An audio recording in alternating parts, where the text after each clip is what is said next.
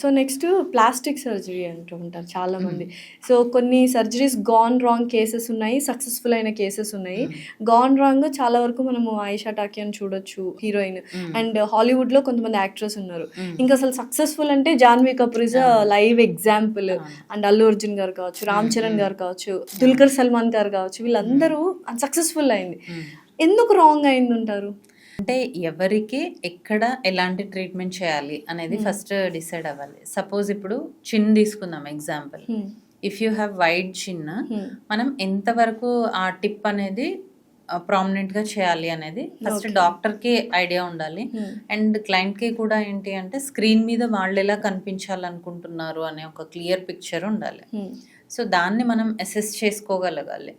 అలా చేసినప్పుడు ఖచ్చితంగా రాంగ్ అవ్వదు. ఇప్పుడు బ్రాడ్ నోస్ ఉంది, జాన్వీ కపూర్ బ్రాడ్ నోస్, అక్కడ ఫిల్లర్ ఇచ్చినా ఉపయోగం లేదు, ఆవిడ రైనోప్లాస్టీ చేసుకున్నారు.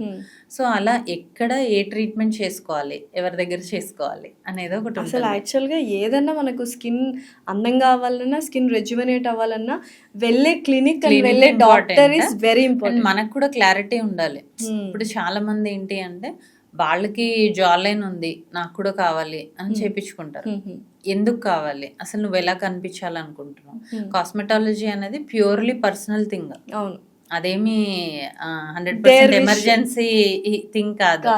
సో మీకు ఇష్టం ఉండి మీరు ఎలా చేంజ్ అవ్వాలనుకుంటున్నారు అనేది మీకు ఒక పిక్చర్ ఉండి అది మాకు ఎక్స్ప్లెయిన్ చేస్తే అలా చేయడం ఉంటుంది. అండ్ చాలా మంది ఏం చేస్తారంటే హెవీ డోసెస్ ఒకటేసారి ఇంజెక్ట్ చేస్తారు.